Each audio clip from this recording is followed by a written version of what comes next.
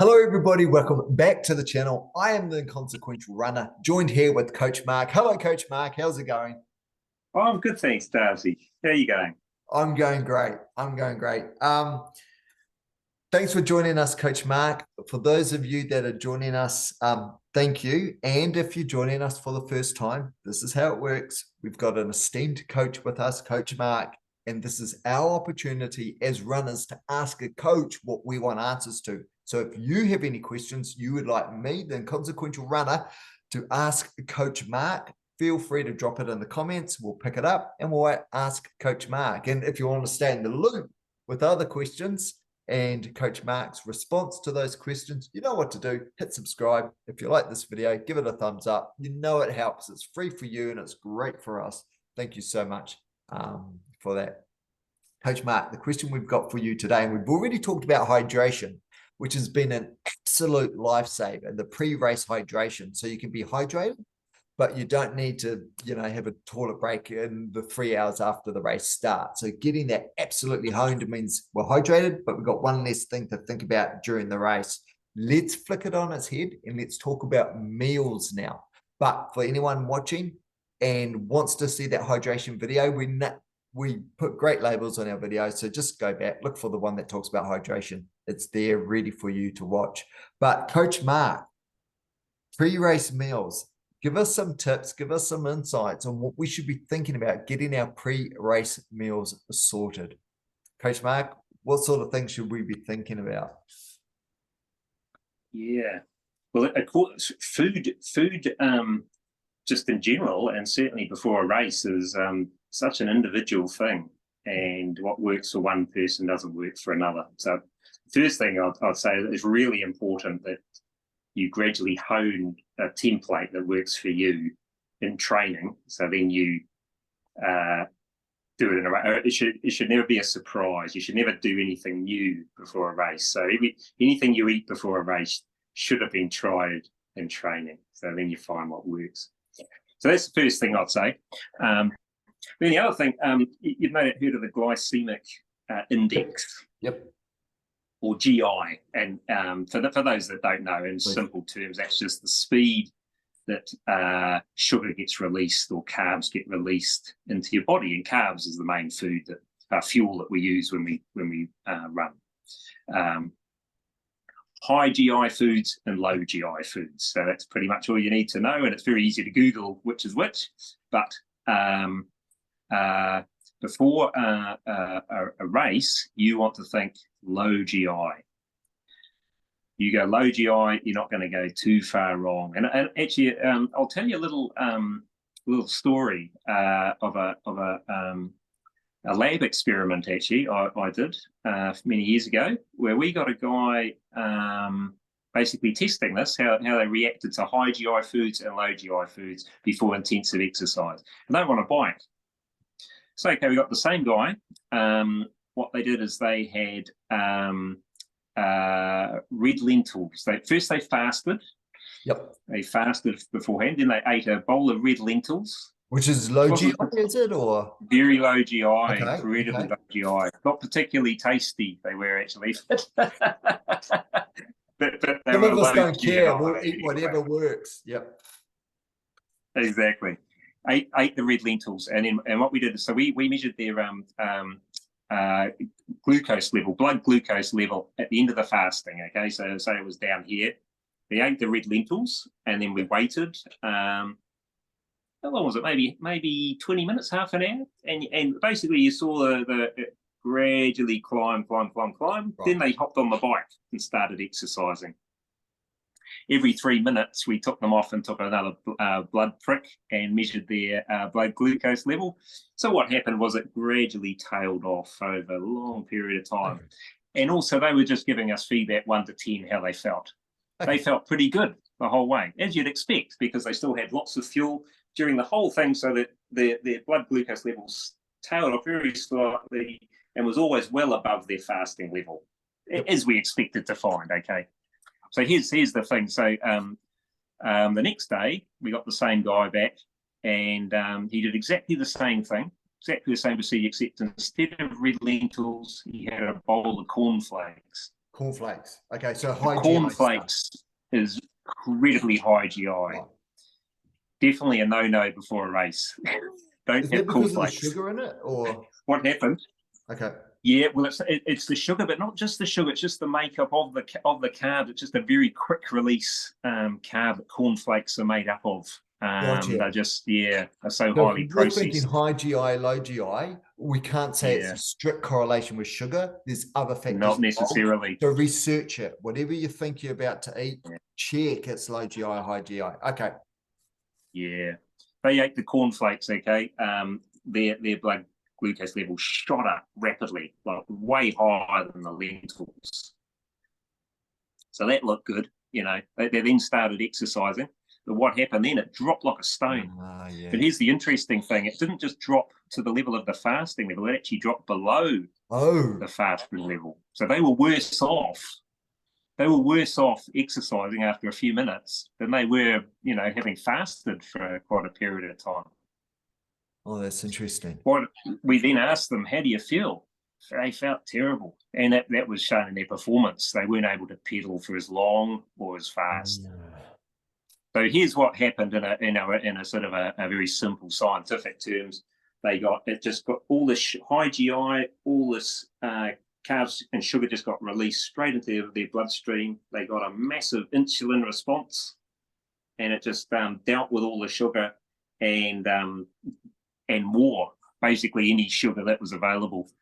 So that's basically what you want to you want to have low GI foods before you exercise. So lentils, obviously, but you can have things like porridge is my go-to especially if it's a morning race.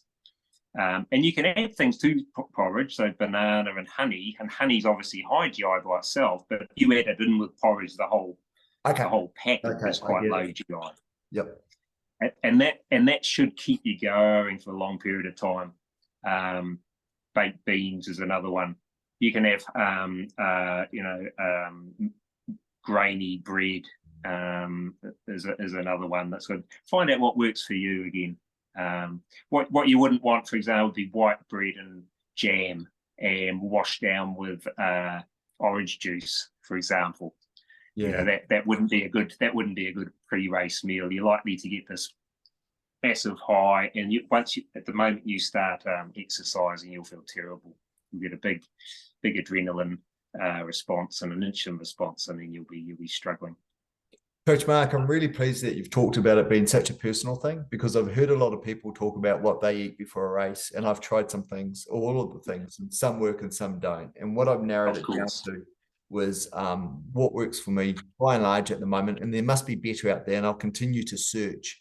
But you've got to so what resonates with me with what you've said is almost taking a scientific approach to it.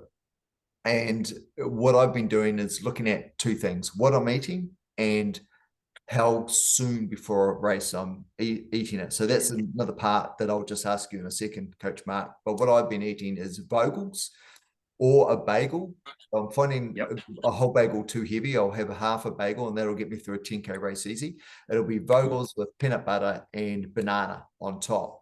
What I'm finding is I need to eat that 4 hours before a race. Even if I do a training session at 6:30 at the night, the interval training with Olympic Club, my last meal is going to be at 2 o'clock for the 6:30 session. I need at least 4.5 hours, if not 5, to be able to perform. Otherwise, it feels too heavy. So my question for you, Coach Mark, is is there any rules of thumb, or what do we need to think about? Thank you for talking about what we should be consuming, but what about the timing before the race? Again, it's heavily individual, as you said. It generally follows the rule of thumb that the shorter the race, the longer you would leave between eating and exercising. Generally if you're running more anaerobic or harder, you need to eat even further away. Whereas something like a marathon or a long trail event, a lot of people can eat almost right up to the start because the intensity is so low. So I'm running the wrong races. I like the idea of eating. yeah. But as I say, you know, the key is, and you've trialed it in training, and that's the thing. This sort of thing, it all adds to that pre-race routine that gives you confidence going into a race and eases anxiety, because you think, well, the things I can control is what I eat and how I sleep and how I warm up, all that kind of stuff. So it's all part of that pre-race routine. And if you've got your half a bagel or your Vogel's peanut butter and banana, and you have that, you know, that's worked for you in the past, then it'll work for you again, most likely. And you've got a template. You don't need to vary from that, you know. No. And so what I've learned is, like, 3 hours before something of moderate intensity is way too close. Yeah. And even up to 5 hours before is fine. But the minimum window is literally 4 hours. Anything less than 4 hours, I could probably still eat it, but I need to cut it in half of Vogel's peanut butter and banana, because within that 4 hour window.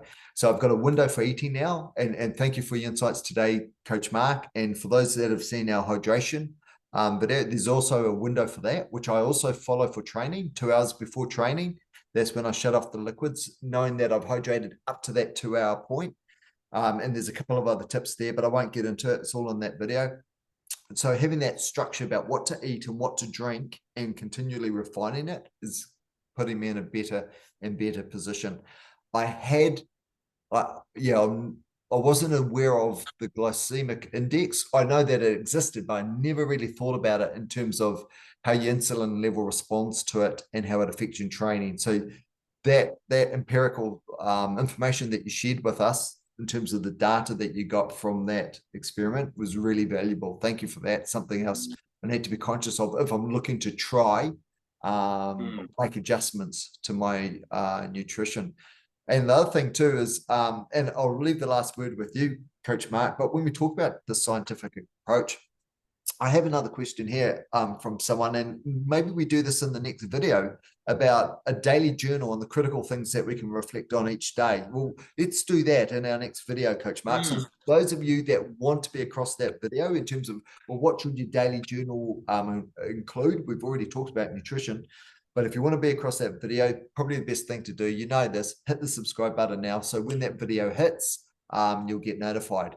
But Coach Mark, last words with you. You've talked a lot about timing of what to digest, the actual what you are digesting, making sure that it's a low GI. You gave us some great examples in terms of what your, banana and porridge with a little bit of honey, high GI, but it doesn't matter because it's diluted in the bulk of the porridge. Coach Mark, is there anything else you want to share with us, or have I sort of summarized it sort of okay? I think you've summarized it. You've summarized it perfectly. That nothing I can really add to that. As you say, it's an individual thing, but work within those sort of those rules and find what works for you. And then once you've nailed it, don't vary from it for races. It'll be part of your pre-race routine. That's a great point to finish on, the individuality, because when I tell people that I don't eat 5 hours before a race, and that's like perfect for me, a lot of people are stunned by that, and it just shows you how individual it is, because a lot of people can't. They'll be 2 hours before. So that's a great final point you've made, Coach Mark, as we finish this. It's individual. Follow your own body and what works for it. So Coach Mark, as always, we really appreciate this. Thank you so much. Anyone who clicks like on this video, it's attributable wholly and solely to you, Coach Mark. Thank you very much. That's great. Thanks. Cheers, Darcy. Bye.